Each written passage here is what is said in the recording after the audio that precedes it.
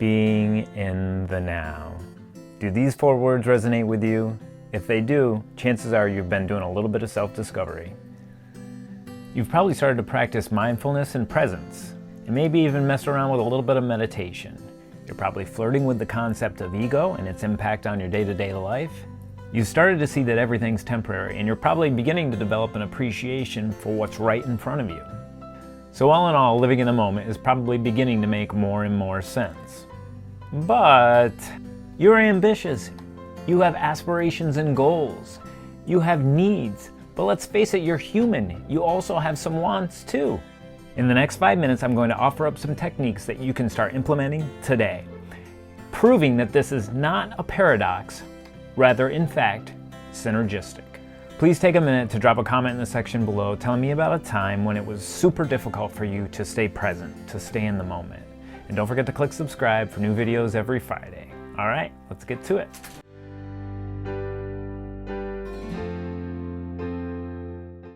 Hi, my name is John Anson and I'm the founder of Finding Joy and Purpose. I want to try to keep this video relatively short, so let's get right down to business.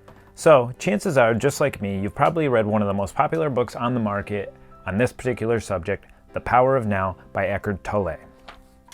Please know that going into this conversation that I am not an expert. I am no Rhodes Scholar. I'm just an average guy, so everything that I'm going to be talking about is coming from that perspective. So I read the book. I start using mindfulness. I start practicing stillness. I begin to listen to my thoughts. I begin to notice my insane ego. I begin to feel my anxiety decreasing. I begin to feel present in the moment. I start noticing and beginning to actually laugh at some of these crazy egoic thoughts that I'm having, and I'm beginning to feel more and more free. But there's this little alarm that keeps going off in the back of my head that keeps saying, life isn't all candy canes and gumdrops. You gotta get out there, keep your eye on the prize, bust your ass and be a provider. See, my perception of success has always been directly linked with vision and action, accomplishing one goal while simultaneously setting the next. Well, guess what? It did work out pretty well for my bank account and what society deems or perceives to be success, but I was flat miserable inside. I was always chasing. I was always seeking something better.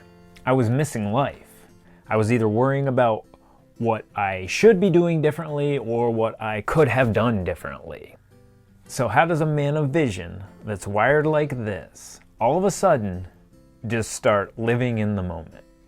The simple answer, you don't.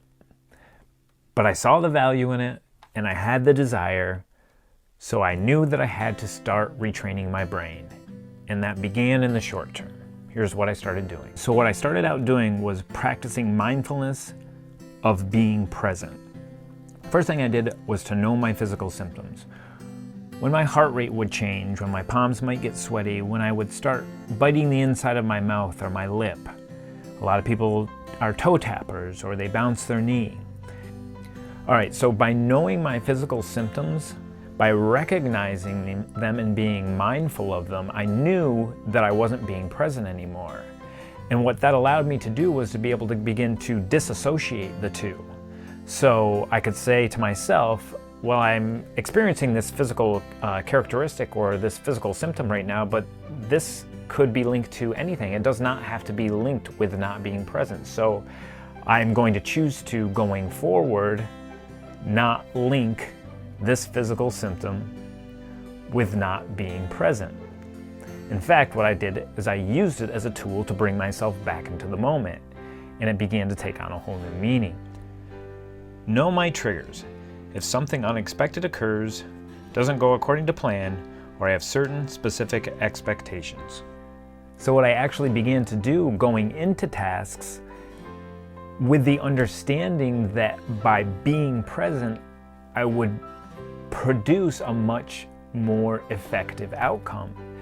Unexpected things are going to occur throughout that time period, but my reaction to them and my ability to rein myself back into the present moment will give me a much more fruitful outcome.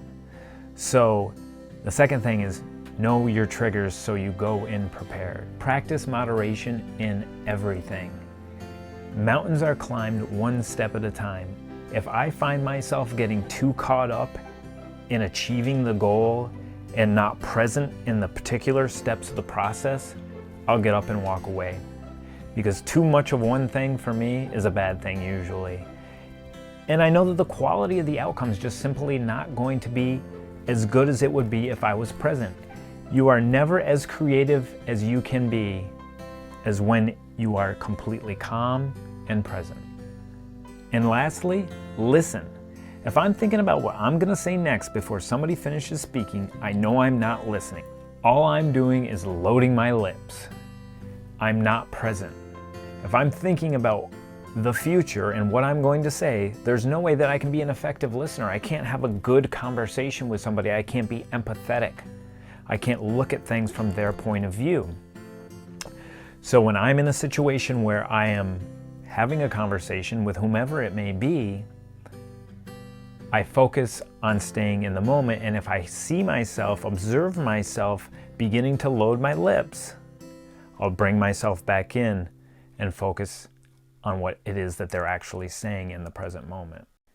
So those are kind of some short-term techniques, right? But what about the long-term? Isn't that really the crux of the matter here? What we're really talking about, how to achieve those long-term goals? Well, here's a little trick that I use. I call it setting aside a time to not be present.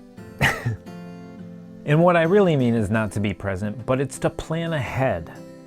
It's to set aside a time for major planning, yearly, monthly, weekly, and to do a quick refresh daily. So as I move throughout the remaining portion of my day, I walk into it prepared to be in the moment. Every time I do this, I always feel a huge sense of relief when I'm done. And maybe relief is really the wrong word for it. It actually, I think, is excitement.